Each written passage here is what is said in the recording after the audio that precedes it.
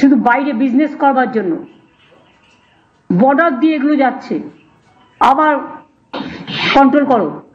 আর তার আগে স্টক আমাকে দেখাবে কত ছিল, কত বেরিয়েছে, এখন কত আছে। কারণ আমি তো রেখে দিতে বলেছিলাম আপ টু জানুয়ারি আমাদের স্টকটা, শুধু বীজের জন্য আলু যেটা লাগে সেটুকু রেখে। তো কেন এটা হলো না এবং আমাকে কেন জানানো হলো না? আমি বলেছিলাম 1 লক্ষ করে করে আমি ছাড়বো, ছাড়তেও শুরু করেছিলাম, তারপরে যতটা পেরেছে নিয়ে নিয়েছে। আমি একটা কথা বলি, রাজীব কুমার তুমিও আছো, এটা কিন্তু প্রেসের সাথে ডাইরেক্ট কানেক্টেডও আছে। কিছু জিনিস ইমিডিয়েট ইউ টেক কেয়ার, হয়তো তুমি চেষ্টা করো, কিন্তু local police is not helping. সবাইকে বলছি না, আমি একাংশ। পলিটিক্যাল নেতাদের নামে সবাই বদনাম করে বেশি, 5 টাকা খেলে 500 টাকা বলে দেয় চোর। কিন্তু পলিটিক্যাল নেতারা টাকা খাওয়ার আগে 10 বার ভাবে জনগণের টাকা খাওয়া কি উচিত। তাদের নিজস্ব একটা দায়বদ্ধতাও থাকে।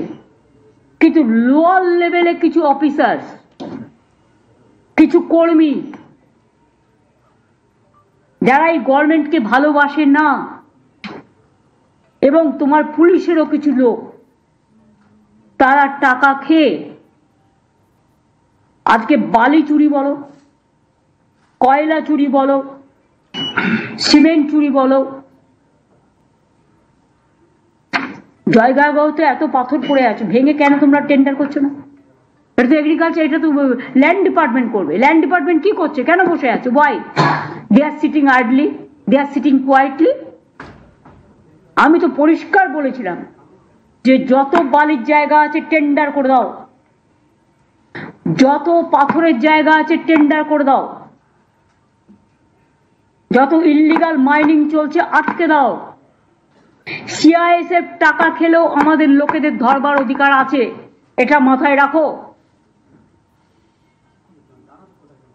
কারণ চুরি হলো তখন বলবে কয়লা চুরি করছে তৃণমূল কংগ্রেস, আর চুরি করবে সিআইএসএফ টাকাকে বা পুলিশের একাংশ টাকাকে, আমি এটা টলারেট করব না।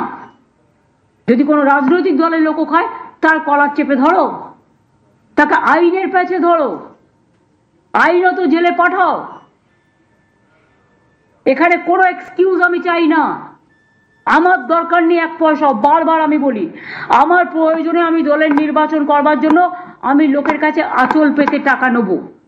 আজ পর্যন্ত বলতে পারবে না আমি কোনো গভর্নমেন্টের কাজে বা কারো কাছ থেকে আমি 1 পয়সা নিয়েছি, কোনো কারণে। অন্য কেউ যদি নিয়ে থাকে তুমি ছাড়বে কেন? কেন ছাড়বে? একই আইন, law must be applied to each and every individual together. There should not be any discrimination. কেউ কেউ ভাবে একে ম্যানেজ করি, ওকে ম্যানেজ করি, নিয়ে এক্সটর্শন করি, তারা বাঁচাবে। কেউ বাঁচাবে না, আমি তো বাঁচাবো না। আমার কাছে কোথাও না কোথাও থেকে তো খবর আসবেই। সব আলুটা বেরিয়ে গেছে, মাথায় রেখো। আজকে আলুর দাম বাড়ছে। পেঁয়াজ আমি কষ্ট করে তৈরি করতে শুরু করেছিলাম, বাংলায় পেঁয়াজ তৈরি হতো না বলে, সবটা নাসিক থেকে আসতো। সেই পেঁয়াজ আমার খাওয়ার পেঁয়াজ নেই, আমাকে নাসিক থেকে আনতে হয়। আমার পেঁয়াজ বাইরে বিক্রি হয়ে যাবে কেন? আমি তো 50% পর্যন্ত প্রোডাকশন, এখনো কত পর্যন্ত হয়েছে? 7 লক্ষ টন। 7 লক্ষ টন আমি বুঝি না। আগে 4 লক্ষ টন হতো, এখন 3 লক্ষ টন বেড়েছে। আপনার আমি পার্সেন্টেজ জিজ্ঞেস করছি, কত পার্সেন্ট? 75%। 75% আমি সেই জায়গাটায় নিয়ে এসেছি। তো আমার যদি 50% বিক্রি হয়ে যায়, বাইরে এক্সপোর্ট হয়ে যায়, কারা গো? তাকে আমি টাকা দেবো, তাকে আমি বিমা দেব, তাকে আমি জমি উর্বর করার জন্য ইকুইপমেন্টস দেবো, প্রিজার্ভেশনের জন্য দিচ্ছেন, প্রিজার্ভেশনের জন্য দিচ্ছি। আর কিছু লোক বিজনেস করতে গিয়ে কমার্শিয়ালি স্টেটকে এক্সপ্লয়েট করবে, এটা যারা চাষি তারা করে না, এটা কিছু মিডল ম্যান আছে তারা করে, যারা দালালি করে সমাজটাকে শেষ করে দেয়। আর সেই দালালির টাকা তারা ভাগ দেয় একে একে তাকে। এটা যাতে না হয়, each and everybody is to take care. তুমি এসটিএফ কে স্ট্রং করো, অ্যান্টি করাপশন ব্যুরোকে স্ট্রং করো, আমি সিআইডি রিসাপেল করব, টোটালটাই। তোমার দায়িত্ব দিচ্ছি, তুমি সমস্ত প্রস্তাব আমায় দেবে। আর যার যার বিরুদ্ধে কমপ্লেন আছে, কমপ্লেন পেলে ক্রস চেক করো। কেউ কেউ মিথ্যে কথা বলেও কমপ্লেন করে। সত্যি যদি প্রবলেমটা জেনুইন হয় তাহলে টেক স্ট্রং অ্যাকশন, কেউ বাধা দেবে না। আর কেউ বাধা দিলে আমি শুনবো না, আমি তো আমার কথাই শুনবো না, মানে আমি নিজের কথা বলছি। আমাকে যদি ক্ষমা না করি তাহলে তোমরা কাকে ভয় পাচ্ছ? কেন শুনছো না? এগ্রিকালচার এবং রুরাল ডেভেলপমেন্ট মিনিস্ট্রিকে শুধু বক্তৃতা দিলে হবে না, কাজ করে দেখাতে হবে। পুরো সার্ভে হয়েছে ওখানকার, যেগুলো আমাদের বন্যা টন্যা হয়েছিল টোটালটা হয়ে গেছে, ঠিক আছে, আর বেশি বলতে হবে না। তার মানে যেটা আমরা বলেছিলাম যে এই যে বর্ষায় বন্যায় দানা যেগুলো হয়ে গেছে সেগুলো আমরা সার্ভে করেছি অলরেডি, বাংলার চাষিদের সঙ্গে নিয়ে, চাষিদের সঙ্গে নিয়ে। আর কোনো সার্ভের কিছু পড়ে নেই তো? যদি পড়ে থাকে, যেটা আপনার এমসিসি আছে আমরা করতে পারিনি, 23 তারিখে এমসিসি উঠলে ওটা সার্ভেটা হয়ে গেছে, সার্ভে হয়ে গেছে। আমাদের যাওয়াটা হাউজিং এর কথা। আচ্ছা, হাউজিং তো আমি এখনো আসিনি। যেখানে ইলেকশন আছে সেখানে যতক্ষণ আপনার কোড অফ কন্ডাক্ট ওভার না হচ্ছে ততক্ষণ পর্যন্ত সারা বছরই তো ইলেকশন, তাহলে আর কোনো কাজ হবে না। যেটা আবাস নিয়ে যেসব জায়গাগুলো এখনো সার্ভে হয়নি বিকজ অফ ইলেকশন, ইলেকশনের কোড অফ কন্ডাক্ট ওভার হলে উইদিন 7 days সার্ভেটা কমপ্লিট করতে হবে। বাদ বাকি কৃষি জমিটা সার্ভে হয়ে গেছে। এটা সেপ্টেম্বর পর্যন্ত আমরা কৃষক বিমাটা দিই। আরে আপনি কথা কম বলুন না, আপনি কি ভাবেন যে আমি কিছু জানি না? আরে দাঁড়ান মশাই, সেপ্টেম্বর পর্যন্ত থাকে, কিন্তু আমরা দানার জন্য এবং প্রাকৃতিক দুর্যোগের জন্য বাড়িয়ে নভেম্বর করেছি।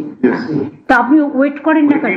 আমি কি আমাকে বলতে হবে কেন? আমি কি মানে কিছু জানি না? বাড়িয়েছি আমি, আর আমার মনে নেই? আমার যথেষ্ট মনে থাকে। আমি আজকে যেটা প্রেসকে বলবো যে প্লিজ এগুলো পজিটিভ ভাবে দেখুন, নেগেটিভ ভাবে দেখার চেষ্টা করবেন না।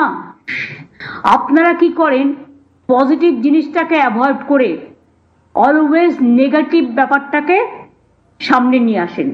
তাহলে তো আপনাদের সামনে মন খুলে আমি ট্রান্সপারেন্সি মেনটেন করে, স্বচ্ছতা মেনটেন করে কোনো কাজ করতে পারবো না। আর তা যদি না করতে পারি তাহলে জনগণ জানবে কি করে যে আমরা কি করতে যাচ্ছি, কি না করতে যাচ্ছি, কোনটায় ভুল কোনটায় ত্রুটি?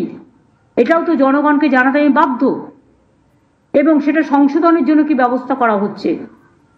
আপনাদের এটা আমি অনুরোধ করব। আমি জানি কোনো চ্যানেল আমার একদম 100% এগেনস্ট, তারা একটাও পজিটিভ দেবেন না, টোটালটাই নেগেটিভ আর নেগেটিভ করবেন। তাই যদি করেন তাহলে জেনে রাখুন, আগামী দিন যদি আমি ট্রান্সপারেন্সি নিয়ে মিটিং করি তাহলে আমি তাদের বাদ দিয়ে করব। পরে আপনারা নিউজ কালেকশন করে নেবেন, কারণ আমি এটুকু কোঅপারেশন তো আপনার কাছ থেকে আশা করতে পারি। এখানে যারা আমরা বসে আছি প্রত্যেকে আমরা দায়িত্বপূর্ণ লোক, প্রত্যেকে দায়িত্বপূর্ণ অফিসার, প্রত্যেকে দায়িত্বপূর্ণ মিনিস্টার, হেজিবিজি কেউ নেই। আপনাদের ওখানেও যারা আছেন আমিও আশা করি আপনারাও গুরুত্বপূর্ণ লোক, আপনারাও দায়িত্ব নিয়ে কাজ করেন। এইটুকু দায়বদ্ধতা আপনাদের কাছে আমি আশা করব। আর তা নাহলে আপনাদের সামনে মিটিং আমি করব না। পরে আমায় বলতে পারবেন না কেন টিভিতে হচ্ছে না, কেন আমাদের সামনে হচ্ছে না, লাইভ স্ট্রিমিং কেন হচ্ছে না। এটা আমার একটা পার্ট, যা ইনস্ট্রাকশন দেওয়ার আমি দিয়ে দিলাম। টাস্ক ফোর্সের মিটিংটা ইমিডিয়েট করো, দেখে নাও। আর রাজীব জেলায় জেলায় ইনস্ট্রাকশন দিয়ে দাও এবং রিপোর্ট দিতে বলো। সপ্তাহে একদিন করে, আমি জানি তোমার অনেক কাজ করতে হয়, তার সত্ত্বেও এটা মনিটরিং করতে হবে। প্রত্যেক জেলায় একটা করে নোডাল অফিসার থাকবে যে মনিটরিং করে ডিটেলসটা দেবে। শুধু সিসিটিভিতে সব হবে না। যারা এইসব চুরি ডাকাতি করে না, সিসিটিভি অনেকভাবে ইউজ করে। দেখে নাও কিভাবে করবে, তুমি জানো কোন সিস্টেমে করা উচিত।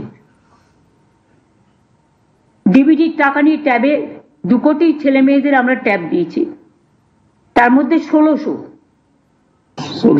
কোটি টাকার ট্যাব না 1600 কোটি টাকার ট্যাব আমরা দিয়েছি। তার মধ্যে 1900 সামথিং কোটি টাকার 2 কোটি টাকার মতো ওই জামতারা গ্রুপ আছে, আপনারা জানেন তাই তো? এটা নিয়ে জামতারা একটা চক্র আছে, এটা নিয়ে একটা সিনেমাও হয়েছিল। চক্রটা ঝাড়খণ্ড, বিহার এসব জায়গাকে কেন্দ্র করে বিভিন্ন পলিটিক্যাল পার্টির শেল্টারে থেকে তারা আসছে, বিভিন্ন মলে এসে আড্ডা মারছে, গ্রুপিং তৈরি করছে, অপারেশন করছে, কোথাও না কোথাও গেস্ট হাউসে ভাড়া নিয়ে নিচ্ছে, অনেক সময় সাংবাদিকদের সাথেও মিশছে, রাজনৈতিক দলের লোকেদের সাথেও মিশছে। কারণ একটা কোনো অপারেশন করতে গেলে তো কয়েকটা লোককে কনফিডেন্সে নিতে হবে, কখনো আপনি কখনো আমি। আর পুলিশ, অ্যাডমিনিস্ট্রেশন, শপিং মল সবচেয়ে ভালো জায়গা।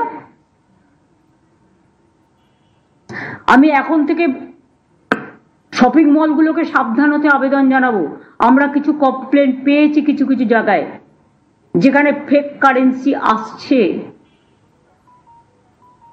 কয়েকদিন আগে একটা জায়গায় আগুন লেগেছিল, আপনারা নিশ্চয়ই জানেন, আমি নাম বলছি না। এবং কয়েকদিন আগেও আরেকবার আগুন লেগেছিল, 2 মাসে 2 বার। আমরা অনেকগুলো ইম্পিউট পেয়েছি।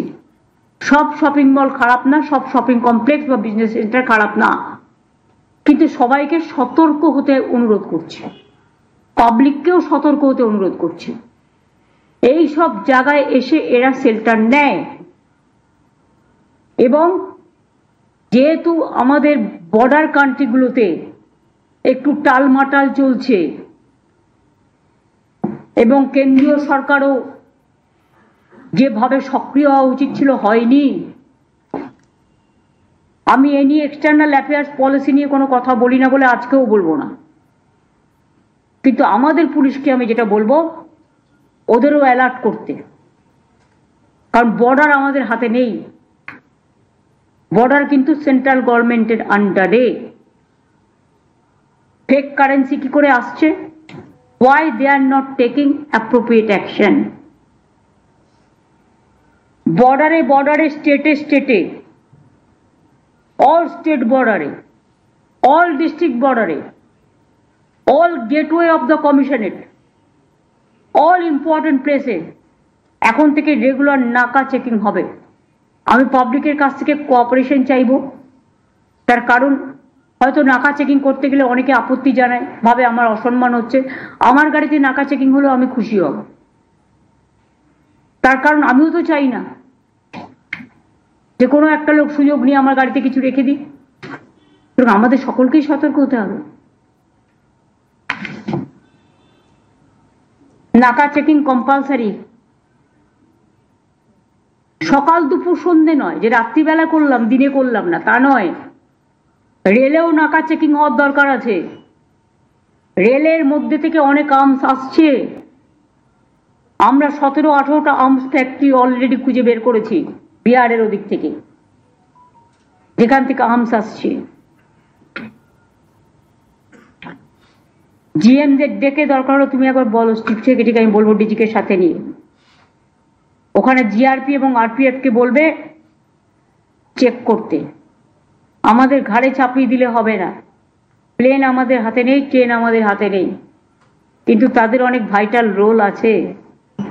অনুপ্রবেশ হবে কি করে? পাসপোর্ট আগে কে পাসপোর্ট নিয়ে আসছে, তার পাসপোর্টটা আদৌ ঠিক কিনা আমি কি করে জানবো? এটা আমার ডিউটি নয়, এটা তো এয়ারপোর্টের ডিউটি, সিআইএসএফ এর ডিউটি। কয়লাকে সাপ্লাই করছে তো বিএসএফ এর ডিউটি, সিআইএসএফ এর ডিউটি। বর্ডার দিয়ে কে ঢুকছে তো বিএসএফ এর ডিউটি। গরুকে পাচার করছে তো বিএসএফ এর ডিউটি। সুতরাং they have to be very serious about it. ডেভেলপমেন্টের কাজ তো সেন্ট্রাল গভর্নমেন্টকে করতে হয় না,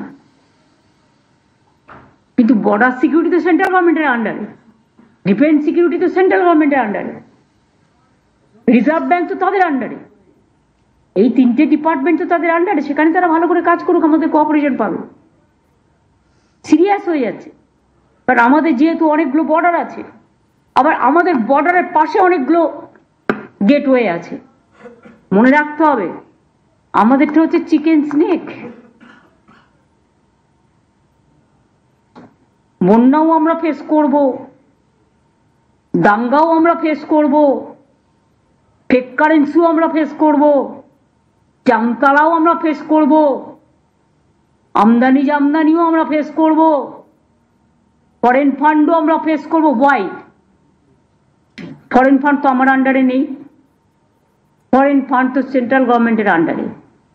কি করে ফরেন ফান্ডিং হচ্ছে এখানে? টেক কেয়ার করবে না? Very serious matter. আমি সিএস কে বলবো এটা নিয়ে ক্যাবিনেট সেক্রেটারির সাথে কথা বলে নিতে এবং হোম সেক্রেটারির সাথে। এবার আমার কতগুলো ঘোষণা আছে, আমি প্রেসের সামনে বলবো এটাকেও গুরুত্ব দিতে, কারণ হাজার হাজার মানুষের ব্যাপার আছে। মনে রাখবেন, আপনাদের যখন একটা টিভির মাধ্যমে খবরটা লোকে পায়, তারা অনেক খুশি হয়ে যায়, এতে টিআরপি বাড়ে, কমে না। কৃষক বন্ধু 24-25 রবি মরশুমের জন্য আমাদের কৃষক বন্ধু প্রকল্প আছে, আগেই আমরা করেছি। 24-25 রবি মরশুমের জন্য কৃষক বন্ধু নতুন প্রকল্পে 1,08,95,000 কৃষককে, সংখ্যাটা আবার বলি, 1,08,95,000 কৃষককে মোট 2,943 কোটি টাকা সহায়তা প্রদানের সূচনা করা হলো। আগামীকাল থেকেই টাকা ছাড়া হবে। এর মাধ্যমে আপনারা কয়েক কোটি দর্শককে পৌঁছে গেলেন, রিচ করলেন। Yes or no?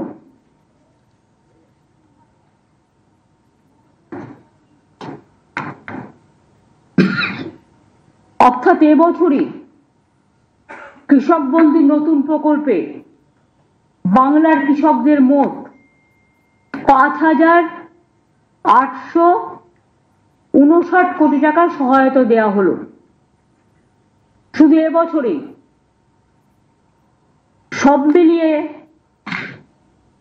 2019 সাল থেকে, মাত্র 2 বছরের কথা যদি আপনাদের বলি, তাহলে 13 বছরের কথা না বলে যদি আমি 2 বছরের কথাই বলি, তাহলে জেনে রাখবেন বাংলার কৃষকদের এ পর্যন্ত কৃষক, বর্গাদার, ভাগ চাষিদের 21,134 কোটি টাকা সহায়তা দেওয়া হলো। টাকাটা সম্পূর্ণভাবে রাজ্যের, এক্ষেত্রে কেন্দ্রের 1 পয়সা নেই।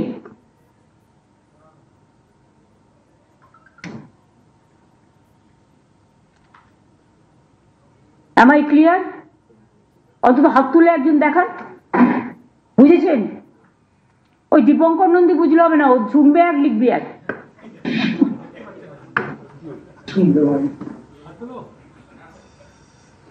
এছাড়াও মনে রাখবেন, কৃষক মারা গেলে তার পরিবার এককালীন যে 2 লক্ষ টাকা করে পায়, তাতে আমরা শুধু মুখে বলি না, আমরা কাজটা করি, আমরা জুমলা নই, আমরা ট্রান্সপারেন্সি মেনটেন করি।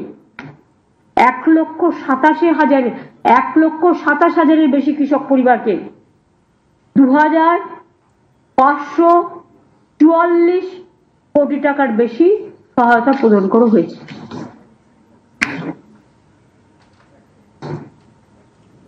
এছাড়াও শস্য বীমা প্রকল্প,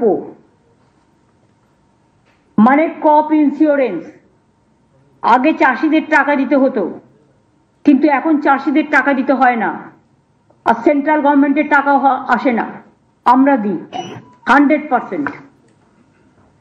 1,02,00,000 কৃষককে বাংলা শস্য বীমা রাজ্য সরকারের নিজস্ব তহবিল থেকে আরো 3,221 কোটি টাকা সহায়তা করা হয়েছে। এছাড়াও বন্যা ও দানার মতো নানা প্রাকৃতিক বিপর্যয়ে বাংলা শস্য বীমার সময় সেপ্টেম্বর পর্যন্ত থাকে শস্য বীমা করা, এটা নভেম্বর পর্যন্ত বাড়ানো হয়েছে এবং রাজ্য জুড়ে এর জন্য ক্যাম্পও করা হয়েছে। প্রায় 65 লক্ষ কৃষক এতে নাম লিখিয়েছে, এটা আলাদা নতুন হবে। যারা এই দানা হয়ে গেল, বন্যা হয়ে গেল, রিসেন্ট যেগুলো হলো, সার্ভেটা কমপ্লিট হয়ে গেছে। ডিসেম্বর মাসের মধ্যেই এই ক্ষতিপূরণটা যোগ্য কৃষক, প্রত্যেক যোগ্য কৃষক বা ক্ষেত মজদুর বর্গাদার যেই থাকুক, ক্ষতিপূরণের টাকাটা পেয়ে যাবে। এবছরে যে বন্যা বা দানা হলো সেটার টাকাটাও, কারণ এখন তো কেন্দ্রীয় সরকার বন্যা 1 পয়সাও দেয় না, সেই জন্য। এবার আমি আসব লক্ষ্মীর ভান্ডার প্রকল্পে। আপনারা জানেন লক্ষ্মী ভান্ডার আমাদের একটা অমূল্য সম্পদ। মা বোনেরা আমাদের ঘরে লক্ষ্মী। এই প্রোগ্রামটা ফার্স্ট স্টার্ট করে বেঙ্গল এখন মডেল হয়ে গেছে। আমরা 2021 থেকে শুরু করেছি, ইলেকশনে বলেছিলাম করব, করে দিয়েছি। আমরা মোট,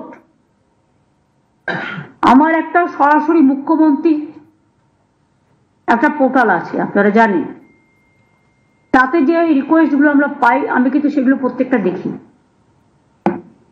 তাতে আমি প্রায় 24,000-এর মতো লক্ষ্মীর ভান্ডারের রিকোয়েস্ট পেয়েছিলাম আপ টিল নাও। তাছাড়াও আমাদের দুয়ারে সরকারে অনেক রিকোয়েস্ট এসছে, সেগুলো সব মিলিয়ে আমরা আগামী ডিসেম্বর মাসের,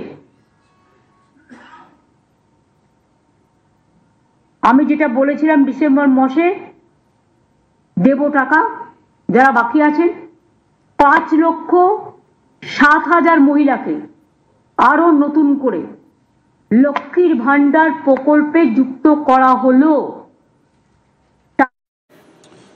আপনারা শুনছিলেন তৃণমূল সুপ্রিমো তথা রাজ্যের মুখ্যমন্ত্রী মমতা বন্দ্যোপাধ্যায়, তিনি সাংবাদিক সম্মেলন করলেন এবং আজকে এই সাংবাদিক সম্মেলনে তিনি পুলিশের নিচু তলার কিছু কর্মীদের ওপর ক্ষোভ প্রকাশ করেছেন। তিনি বলেছেন পুলিশের নিচু তলার কিছু কর্মী তারা একাংশ রাজ্যকে ভালোবাসেন। আমার সঙ্গে এই মুহূর্তে টেলিফোন লাইনে রয়েছেন বিজেপি নেতা জগন্নাথ চট্টোপাধ্যায়। জগন্নাথ বাবু, মুখ্যমন্ত্রী সরাসরি নিশানা পুলিশের ওপর, কিন্তু পুলিশের নিচু তলার কর্মীদের ওপর কি বলবেন? কোনো তলায় আর ঠিক নেই, পুলিশই তো মানুষ, পুলিশও তো মানুষ। সব পুলিশ তো আর সিভিক পুলিশ সঞ্জয় রায় ধর্ষক না। তো যার ফলে মুখ্যমন্ত্রী যেটা বুঝতে পেরেছেন, বুদ্ধদেব বাবুর আমলে 2008-9 সালে একই পরিস্থিতি তৈরি হয়েছিল, এখনো সেই একই পরিস্থিতি হয়েছে। কিছু চটি চাটা আইপিএস অফিসার আর চটি চাটা থানার দারোগা রয়েছে, যারা অশোক স্তম্ভের বদলে জোড়া ফুল কাঁধে লাগিয়ে ঘুরছে। কিন্তু